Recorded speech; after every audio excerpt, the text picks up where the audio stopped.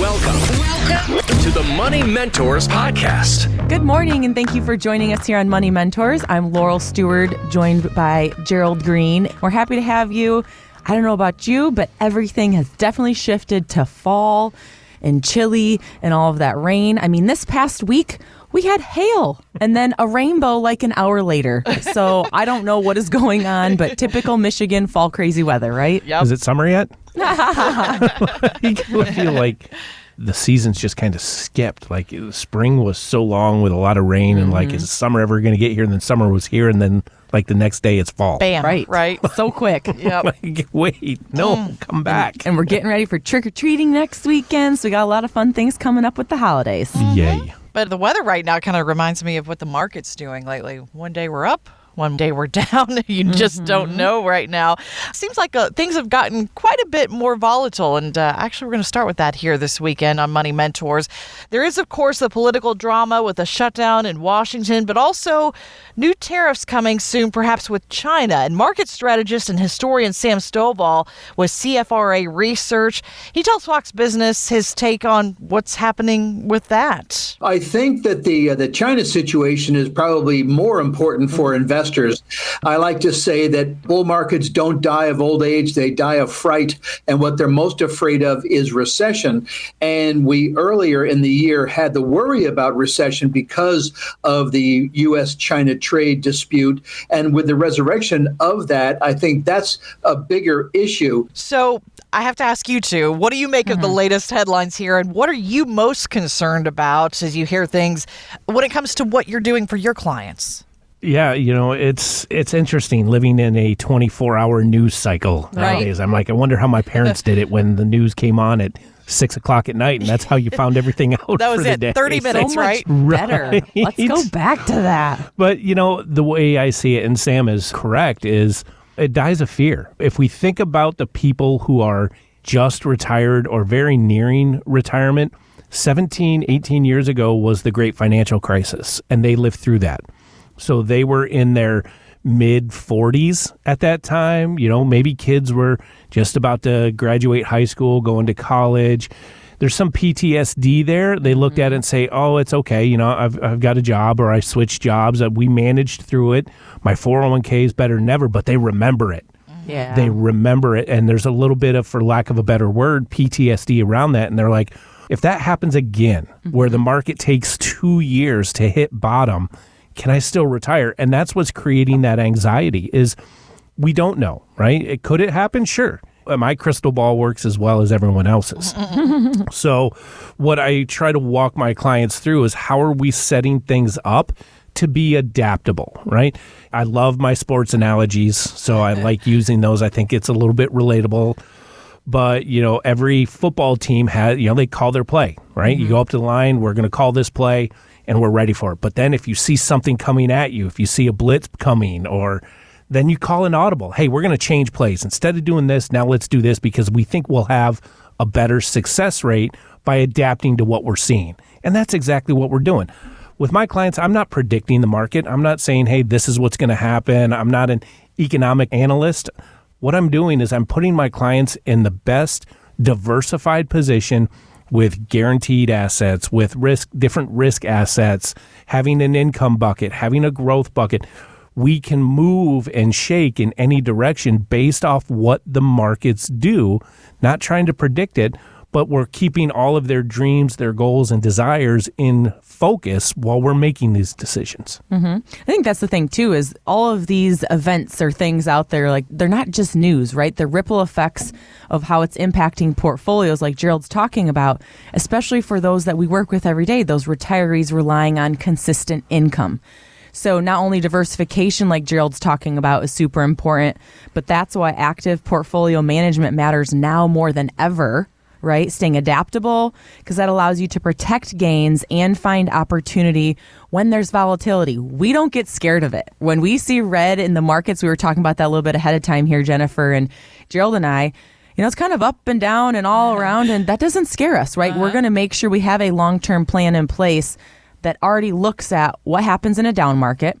What do we do when it's green? We're not just going to sit here and set on it. We're going to harvest, right? And that way we're not going to react emotionally to every headline, because that's what the news channels are doing out there. And like Gerald said, it's 24 hours of it. So you're just inundated time and time again. That's why you have a team like us here at Matson Financial to remove that emotional piece. And at least, a little bit rest assured, I have a team behind all of this making those decisions. I have my reliable income coming in. I know my tax plan. I have health and legacy, these other things that we've talked about. That's a true retirement picture. Well, there's a lot right now that can influence your decisions. There's a lot politically going on. There's a lot financially going on. But when it comes to you and your investment strategy, what really matters is your retirement goals and what you're trying to achieve. So, Laurel, Gerald, for our listeners who really want that second opinion on what they're doing right now, how can they come in and get that year-end review? So if uncertainty has you wondering whether your retirement plan is positioned right, give us a call. You can be one of those first 5 callers. If you've saved $250,000 or more for retirement, we'll help you stress test your investments and income strategy, and then make sure your plans stay strong through every market season. So again, get that second opinion. You can do that right now. Off the air with our team at 800-536-8907. Take advantage of that offer this weekend. Come in, meet with your money mentors in person. 800-536-8907. And as a listener, those first visits are complimentary for you. 800-536-8907. Or you can sign up for that Getting to Know You chat right there through our website too at matsonfinancial.com. Simply click that Schedule Now button there. That's Matson with 2 T's, financial.com.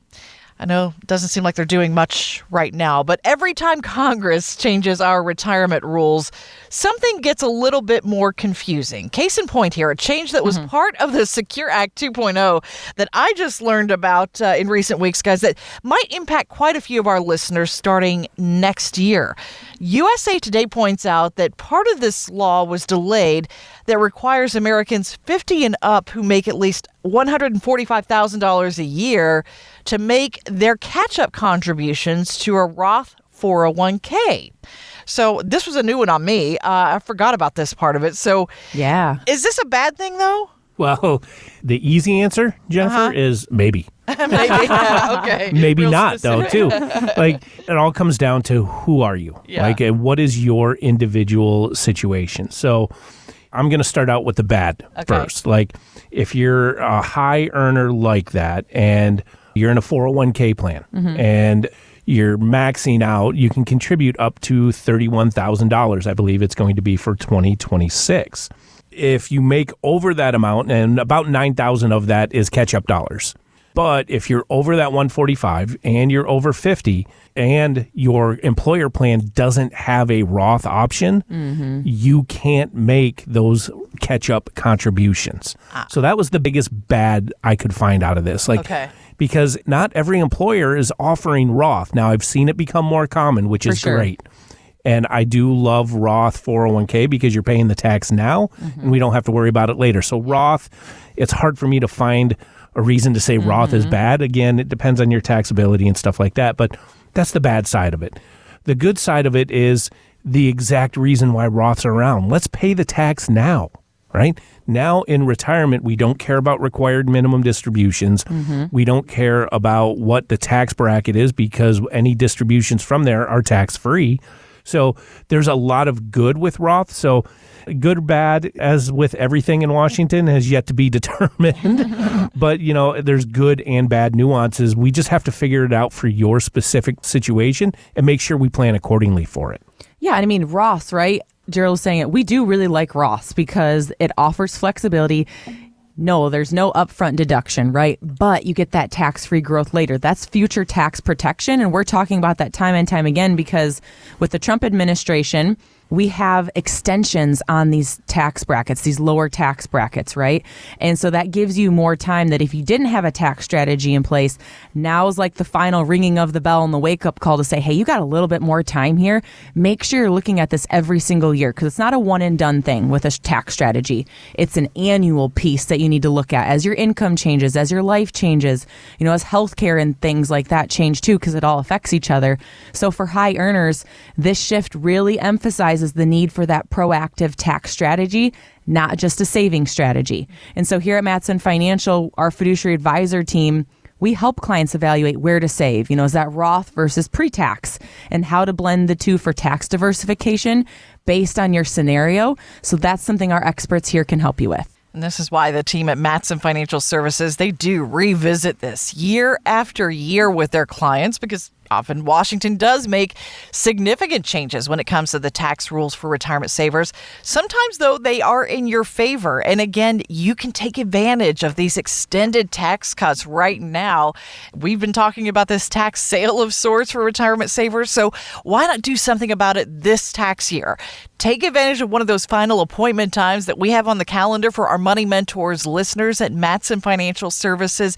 You can do that with our team during the break here at 800-536-8907. Get out your calendar and let's set up that first visit. Again, that's 800-536-8907. Go over your tax strategy with your Money Mentors at Matson Financial. 800-536-8907. Or again, set up that phone call at matsonfinancial.com.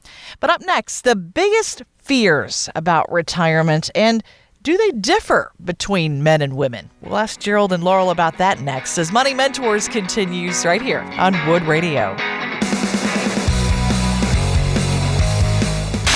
Want weekly lessons from your money mentors? Yes. Hit the subscribe button now and listen every weekend on Wood Radio. Thanks for joining us here on Money Mentors with Laurel Stewart and Gerald Green, getting ready to celebrate Halloween this week. And it's not just kids who are a bit afraid of the dark.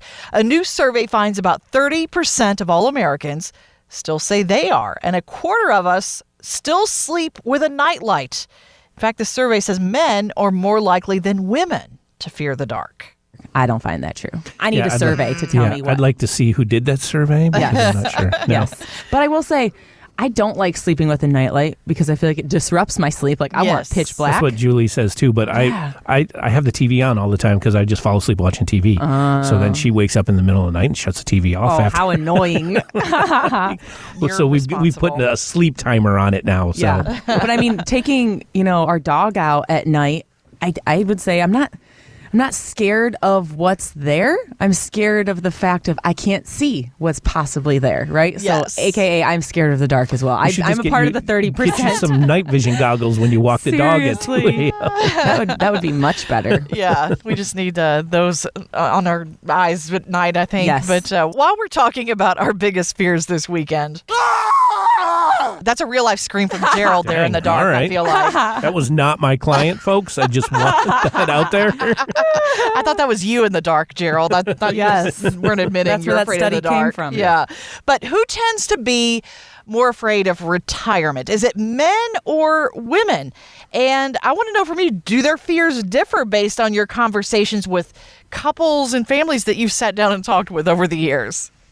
Yeah, I don't know that everybody would come to the table when they talk to us and say, here is my fear, right? Yeah, I don't think fear is the right word. There's more so like some concerns that they have probably from what their parents, had happened to them, whether that's health or layoffs or pension things, and also what that looks like for their retirement and their stability, and have they saved enough compared to Joe Schmo, right? But if you kind of look at men versus women, we often find that men struggle with more so the purpose and identity in retirement, right? Having this defined because they've done so many years of being at work, 30 or some years, that's what they do day in and day out, and being the person to make sure that their family is cared for and taken care of, right? Through that lens. Now, women often carry fear more so around security and caregiving. That's not really a shocker, right? A lot of women end up kind of bouncing in and out of jobs to take care of their parents or kids. So we see that a lot. And that's a conversation around Social Security and when to take that a lot with the women around the table. And across both, though, we still ask it. And I remember asking this question at seminars 10 years ago when I did these with my dad. But the number one fear is running out of money, right? Like that is the staple across it. Now, the underlying of where your comfort zone comes in once you retire of what you want to do, having security to have income come in, that's all relayed back to the fact of needing to have that stability. Very interesting to see how things have changed too as far as post-COVID goes. Like it was definitely not running out of money, pretty much the majority of it pre-COVID. Most of the anxieties or fears, and I always go back to the Donald Rumsfeld. There's known knowns and there's known unknowns, and then there's unknown unknowns. There's stuff we don't know. So I don't even know what that means. right? Neither does he, right? You'll have to look that one up, but that's a good one. But no, it's a matter of their experiences have shaped the clients and what's brought them to this point. So if they've seen their parents struggle, they know they don't want that for themselves. But also since post-COVID, it's not a lot of, I don't fear about running out of money. Yes, there's still some of that, but it's like, how do I enjoy what I've built too? I want those experiences for myself and for my family. It's not about, okay, I know I'm okay, especially when I have a plan. It's like, I don't want to leave them $2 million when maybe I leave them $1 million, but we spend $1 million on the experiences and enjoying the kids and enjoying the grandkids while we're here. Yeah. That's more important to us. I think COVID really kind of shifted I agree. some of the goals, and now clients are more and more like, how do I spend more? But I don't want to be broke either, right? It's not about not running out of money. It's how do I maximize my income so I can maximize my experiences while I'm here. I think that's something that we do really, really great here at Mattson Financial is not only the financial readiness, but we really help with the emotional readiness of it. Because the number one thing that we talk about when people come in, we don't even ask you to look at the statements yet, right? Like we want to get to know you. So what are you going to do when you retire? And it's funny because sometimes they know the answer right away, and other times they're having conversations as spouses here or partners that they haven't had before. Like, oh, okay, I thought about going here on a trip or there, or no, I want to be close to Susie and the grandkids in North Carolina. So what about a motorhome that we can drive and travel? And so it's just really fun to be a part of those experience conversations that relate especially back to togetherness, the relationships and family, because that's what we love here too, is helping with that. But our approach for this comprehensive planning, we talk about investments and an income strategy and your health insurance or long-term care, also taxes and a legacy. So all of those 5 pillars are in every single one of our plans. Now it all looks very different from every person that meets with us or every family, but those are the concrete staples that are the foundation of what we do here. And for our listeners, we want them to go and live out those things that they want to do in retirement. We want to help erase some of those fears and those nagging worries, too, that they have about retirement. Have I done enough? And how long will that income last in retirement? What happens to my spouse if something happens to me? All those little things that just kind of pop up in your head when you're thinking about the next 20, 30 years or more in retirement. So how can someone come in and start putting that plan on paper with you? Yeah, let's start with replacing fear with clarity, right? And all you have to do is make a call at 800-536-8907. Be one of those first 5 callers, and we'll show you what retirement might look like and how to make it last so you can schedule your discovery call today and start building your Mattson map to retirement confidence. Again, that number is 800-536-8907. And when you call in today, you're talking to one of our actual team members right here in West Michigan. That number again is 800-536-8907. Or you can always schedule a 15-minute getting to know you call right there through our website at mattsonfinancial.com. That's Mattson with 2 T's, financial.com. Well, a new report from the Nationwide Retirement Institute says 61% of U.S. adults currently on Social Security say they could not survive financially if they missed even half of a monthly payment. That's a lot of people depending on that income, but we know that cuts are likely in the future. So for those people who are retiring, say in the next decade or so, how do you recommend that we start planning so that Social Security is not such a big piece of that retirement income puzzle for us? Yeah, this is always a fun one. Like, so those government programs are always fun to talk about in retirement, right? You know, the thing that I'm seeing more and more of is clients who are nearing retirement or just retired. Again, they've seen and have been around long enough to know that, okay, I'm not really planning on Social Security. I mean, I don't think that's the way to go either, because that is such a big piece of the retirement puzzle. But how do we maximize? What I look for is, how do we maximize that benefit? Most commonly, when I sit down with clients who are nearing, say, 62 and want to retire, they're like, I'm going to take it right at 62 because I want to get my money back. I'm like, Yep. well, if we delay this, here's that payment, right? If you're happy at 62 with, let's just say it's $1,000, right? And then if you wait a few years and it becomes $1,500, that's better, right? If you've got the assets to kind of supplement that income between those 2 points. But now if rates do get cut, or if Social Security does get cut and brings you from $1,500, say it gets cut by as much as 33%, which is nothing that's even being talked about. Most numbers I see is around 20%. But now you go from 1,500 back down to 1,000. Well, you were already good at 1,000. You were willing to take 1,000 at 62. But if you had taken it at 62 and it went from 1,000 down to $650, that's a bigger deal. Yeah. Let's talk about those things. Let's look at those options that you have with Social Security. We can't make a plan based off what we think is going to happen. Let's look at the data. What are the options with us? And then again, build in other options with either your investments to supplement that, because Social Security is a guaranteed income. So we want to make sure that we have enough guaranteed income to pay those bills. But how do we work it into your entire plan to make sure you're not sacrificing or losing dollars later on? And we look at this, right? We look at when to optimize, if that's best for you. Like Gerald said, some people just come in and they're set on a certain age and for a reason. And we're still going to educate and show the numbers. But if it works and that's what they're comfortable with, that's what we're going to do, right? It's just about a conversation too. But our retirement plans will blend that Social Security piece, also personal income streams. And then you have to have tax efficient withdrawals. You can't say you're taking money out of an investment and have no tax plan. Like, that part is so boggling to me. I had a caller a couple weeks ago that I spoke with on the radio here. She had mentioned that they have a healthy nest egg. They have a CPA, but their CPA simply just files that 1040 every year. That's a tax preparation, right? Not a tax plan. Right. And so I'm just thinking there's so much missed opportunity here because they're a little bit younger. They're traveling a lot right now, being retired. But what is that going to look like when she is RMD age at 73? Required minimum distributions here. You're talking multiple millions of dollars, if not diversified using Roth strategies. It's all in IRA or 401k dollars. Now you're forced to take a certain percentage out every year. And as you age, that percentage gets higher. And hopefully your investment strategy is doing well. Your accounts are going to go up. Now you're going up and up and up. And here's a tax bomb that you can't control. Not only that, but your Social Security will get taxed higher, and your Medicare premiums are going to go through the roof as well. So everything is connected, and Washington knows that. Absolutely. And so that's why it's so important to have all those pieces of your retirement plan working together. That includes Social Security, and it's why the team at Matson Financial Services actually maps out what that piece of the retirement income puzzle looks like for you. Shows you some of those worst case scenarios, shows you the best case scenarios too.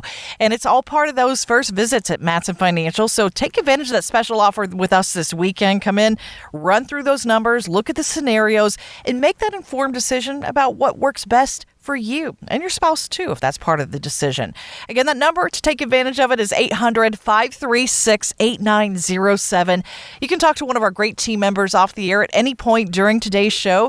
Same number during the week too, 800-536-8907. Just mention you've heard your Money Mentors here on the radio. Or you can always start online anytime at matsonfinancial.com. But up next, the good and bad of modern medicine and how it impacts our retirement planning. Plus, IRMAA.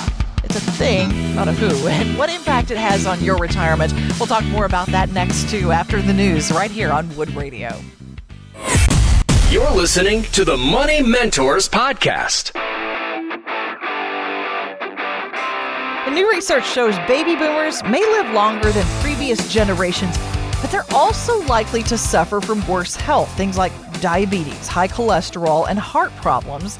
Sounds like kind of a bummer, but at the same time, modern medicine is doing a lot more to treat these conditions and give us longer lives. But does that present some issues, though, in terms of financial planning for retirement? Because doctors are able to keep us living longer these days. Well, I mean, obviously that's a blessing to say that you can live longer, but also like, what's the quality of life? Back to what you were talking about there, because that's where the financial challenges begin, is you need an income plan that lasts as long as you do, but also prepares for the what ifs. So many clients will come through our doors and they're getting ready to retire, already retired, and they have their parents who are still alive. And their parents are starting to enter care facilities, or they didn't have a long-term care plan in place or the funds to do it, and now have to figure out, okay, what does this mean for them? Are they moving into our home? Do I have to change what I'm doing for them? When do I get to retire? I mean, my mom took care of her parents and her great aunt. We've got other individuals here with family members who are taking care of their parents and retired early. So it's a very real thing. Obviously, the emotional tolls a lot on a caregiver, but the financial piece. And so you need to have that clarity to say, here is what we can afford to do. How do we help them with this next piece? But I think the bigger plan is, I don't want this to happen to me and be a burden to my kids. So how do we get ahead of this now? Absolutely. It's planning for what that income need may be. When we're looking so far into the future, it's tough to make a plan for that. So again, trying to expect and keep up with, what your costs are today, and just kind of factoring in inflation and things like, we can have those discussions. We can do the math, but unless you really start thinking about what's ideal for you as an individual, that's where the plan starts. I've got some clients who are saying, nope, our kids already said, hey, if we get to that point, you're going to move in with us. We've got this basement. We can watch you here. We can help take care of you like we want to, right? And then there's other clients who are saying they've offered, but we don't want to do that. We want them. They've got their own life. We don't want to be a bother. How do we make sure that we can survive and our needs are met with whatever happens? So we have a network of preferred providers that help us with information when it comes to maybe home placement for an aging family member. Maybe it is just that income. How do we help make sure that that income lasts through the investment strategies? And just because you did something 10 or 15 years ago as far as an investment strategy, it doesn't mean you can't change it and readjust it. I've got one client that we were able to, on a moment's notice, change from one investment strategy to another and guarantee her income for the rest of her life.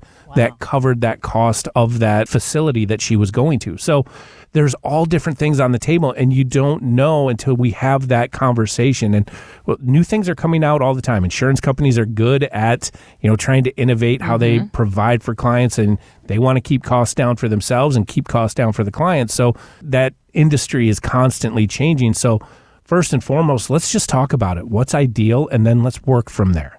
And also, I think it's important to have these conversations like Gerald's talking about for do we have home care, nursing home care, moving in, downsizing, because you don't want to do it when it's happening, that burden on your kids. And also we see it a lot right now where one of those adult kids is having to do a lot of that caregiving and making decisions because they're the ones that live close to mom and dad in state. But there are brothers and sisters that live across the country, right? And so you're almost creating a divide between these siblings who maybe had a great relationship, but starts with some resentment to say like, well, you're out in California and you're going to come visit a couple times a year, but like I'm here every day helping mom with her Amazon orders, helping mom pick up her prescriptions. It can be something small that builds resentment like this over time. And our goal is to have these conversations with you today to preserve that family harmony. Let's talk about it now, especially going into the holidays. We'll help guide you with some of those conversations to have around the table so you have a good plan in place. And back to a little bit of that, like innovating Gerald was talking about with products.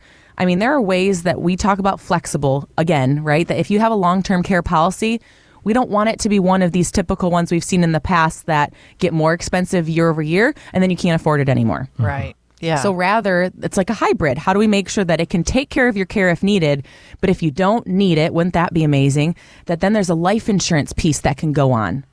Or maybe there's an income piece like an annuity source to make sure you have income, but also is hybrid with long-term care insurance and some of those needs. So there's a lot of different things that we can offer because we're independent, but it's what's right for you and your situation and what you want that family harmony to look like. We'll tell you more in just a moment here about how you can talk to your money mentors about all these different options when it comes to your healthcare needs, perhaps the needs of your parents too, your grandparents as well. But while we're on the topic of healthcare and medical care, and especially this time of year, here's a quick quiz for you this weekend. Do you know what you made 2 years ago in income? Yeah. Probably not for most of us. You can't name the exact dollar amount anyway. Right. But USA Today says you really should if you're eligible for Medicare, because that income that you earned 2 years ago actually determines whether you're going to pay the Medicare surcharge, or what they call IRMA, next year. So we cannot go back, Gerald and Laurel, and change our income from 2 years ago, that number. But this is why income planning this year is so important, isn't it? This is why you talk about it. Yeah, income planning is important every year. So when you're first retiring, absolutely, we're not just talking about how much money do you need, although I do like talking about that, setting up that income plan for the clients. But, we're being mindful of things. We've mentioned already several times on the show today about taxes. Got to always have a tax plan, right?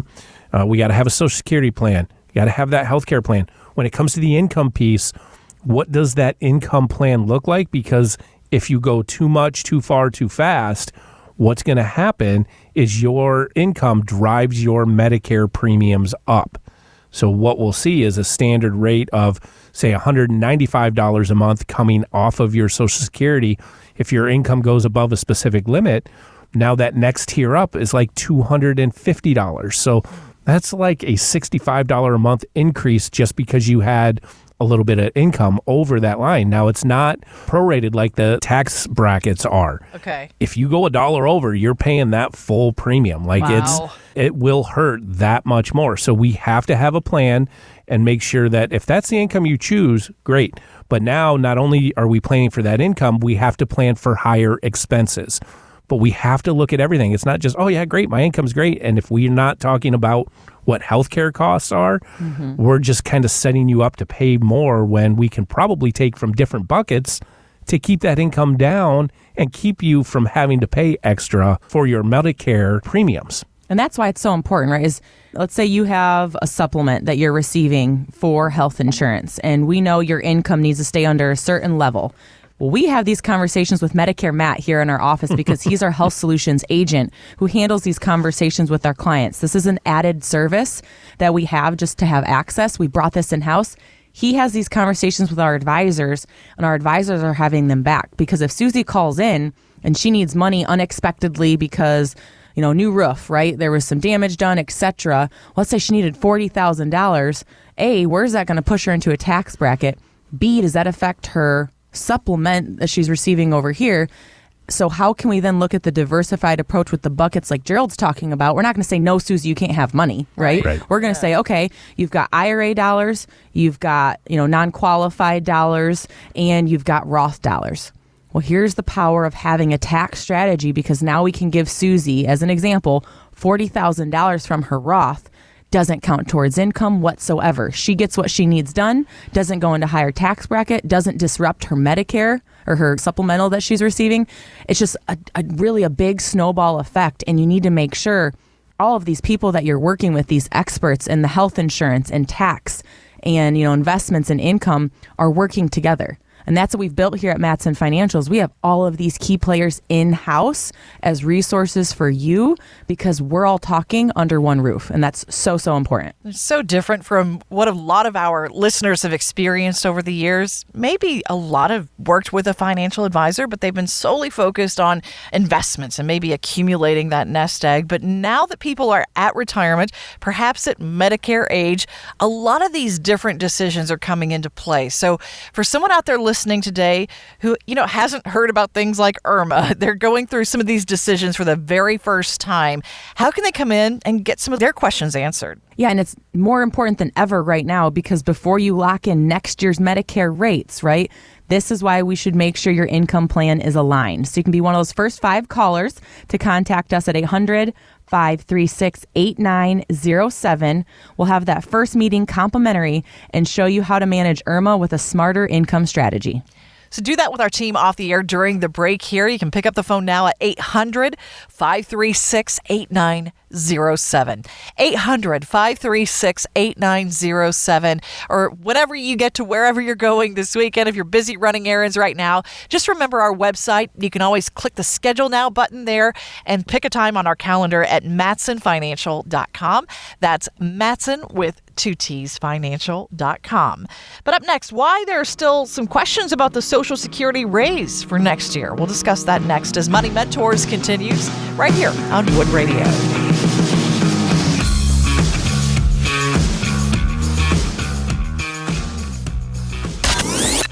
Getting you not just to, but through retirement. This is the Money Mentors Podcast. Whether it's a sports car, a truck, an SUV, you can expect to pay more these days for whatever you're driving. For the first time ever, the average price of a new car in the U.S. has topped $50,000. That's according to a new survey from Kelley Blue Book. Wow. What did I say last segment? Everyone, they're talking about now, I don't want to save my money. I want to share experiences. And to some people, a car is an experience. Lots of people. Right. Yeah. There may be one Gary that is would normally agree. on the show. I was getting Yes. there. There are experiences. So when you're spending more money on things like that with the baby boomer and the retirement generation that have done very well saving for their retirement, they're like, you know what? I never had that new car because I was making sure the kids got very through true. college, helping them with their wedding. Now I'm going to be a little selfish. I'm going to go out and get that new car, get that new truck. So I could see that. I don't think it's just an inflation piece. I think it's people wanting to enjoy life a little more. Yes, inflation factors into that, but it's a matter of lifestyle too. People choosing a different lifestyle. Well, we had this recently with our clients. Shout out to Jim and Sandy. You're probably listening this weekend, so I'm waving at the mic. But, they're one of those where they worked really, really hard for a lot of years and didn't know what retirement would look like and when. And so came in, got a lot of clarity. We had amazing conversations, and just to see the confidence build in them across the table when we talked about the income strategies and things to put in place, they'd never had a new car. And that was something that they thought would be really awesome, but also because they can haul a camper and a fishing boat and do all these fun things and the experiences together as a couple now that they're retired, and seeing their pictures from fishing and out on the boat. They share those with us regularly. They stop by here often, and I get to see the new truck that they've got. Like, that's so fun. So thank you again for sharing those experiences with us. Yeah. It's great to be a part of your family. Congrats to them. That's just a huge milestone. And again, one that they earned over time, right? And that comes Absolutely. with, just saving along the way, doing right by their family along the way. All those good habits, they do pay off in the end, and they earned it. So I'd love to hear those kinds of stories. And yeah, it is kind of eye-opening, though, when you look at the price tag on some of the vehicles these days, too, though. Truck these days, even buying a used truck can kind of seem a little daunting at times here, but because of the government shutdown too right now, we're kind of behind on getting some inflation numbers, and because of that too, we're not sure yet how much the cost of living increase will be for Social Security recipients coming up in 2026. That report has been delayed now in October, but most analysts are thinking somewhere between 2.7 and 2.8% for next year. Yeah, not too much. So Sorry. And then we had years where it was like 8%, right? Well, And- Yeah. But I mean, it's driven by inflation, but I'm not sure what inflation number they're looking at, because 2.7, yeah. things are definitely up more than that. Much more, right? Yeah. So we know that in our everyday lives, but how much of a raise do you tend to build into the income plans that you help people put together so they can keep up with that real cost of living, what we actually see? Yeah, it's something that's definitely factored in. When you look at historical averages since they've been recording the inflation number, we're usually between 2 and 3% as a historical average. The difference is we will build it in every year, but what is reality from the chair I sit in with my clients is we set up this great income plan, they get used to it, and say it's $2,000 a month or whatever it is. And then we go through, everything's great for a couple of years, they never ask for a raise, and then it catches up. They're like, well, costs are a little higher. They don't initially take an increase in their distributions every year. They may say, let it go for 2 or 3 years. And then all of a sudden, now we're increasing their income by 5 or 6% or whatever that may be to adjust to that, because maybe Social Security is going up a little bit. Maybe a pension's going up a little bit.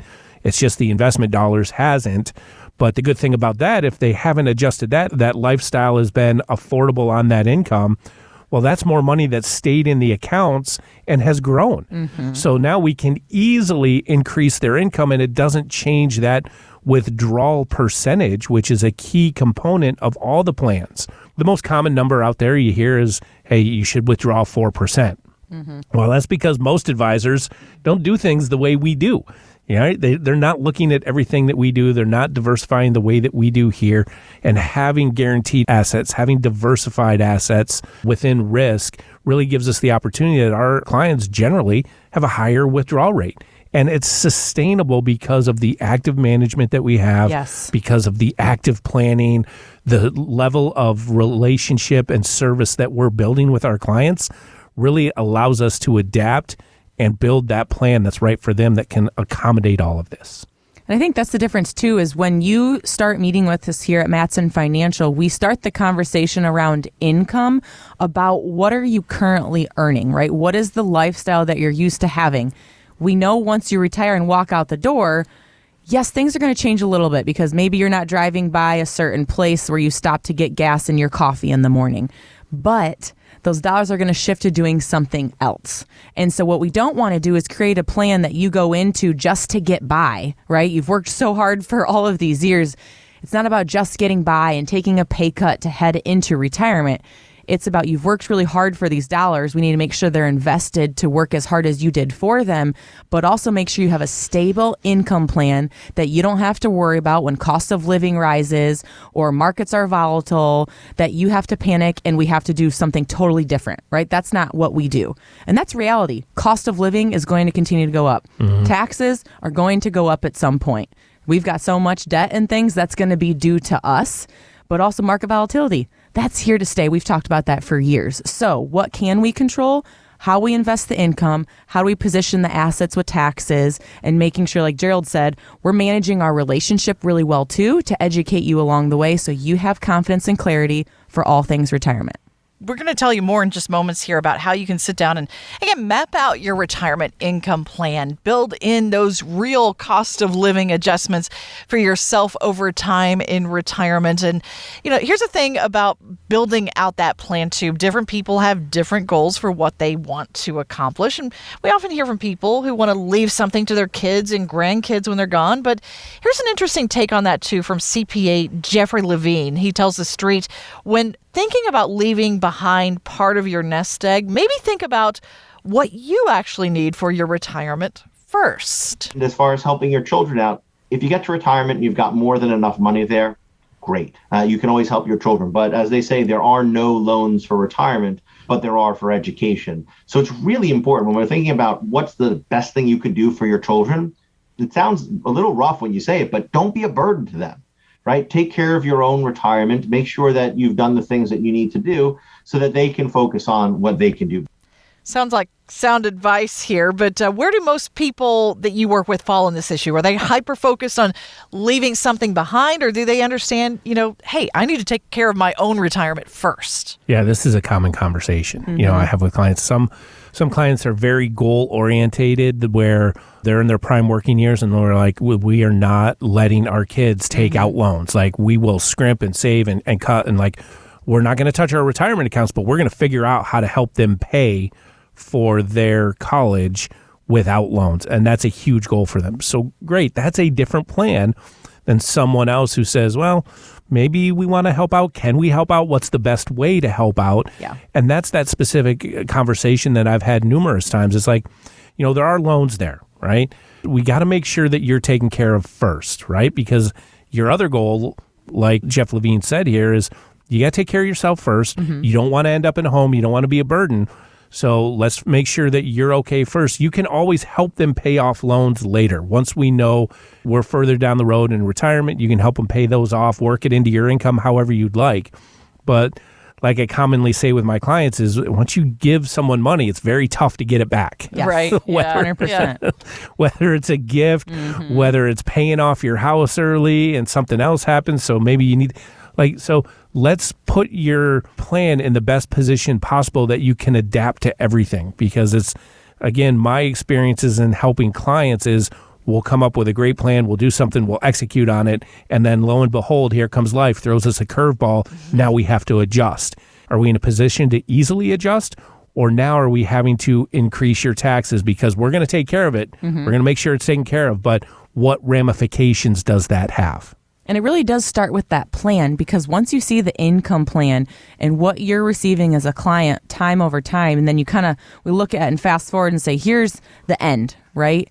What's left when you pass away and who's getting that? Then once they see all that, they have the confidence to say, okay, we did talk about in the beginning, Gerald, that it is important to leave a legacy if we could, or no, I want to enjoy what we've built and have those experiences along the way. That's kind of the 50-50. But once you have the plan, you have the confidence to then make that decision. And keep in mind, yes, it's great to pass the wealth on, especially efficiently, right, to your loved ones, but it's more than just about money. And that's where we come in.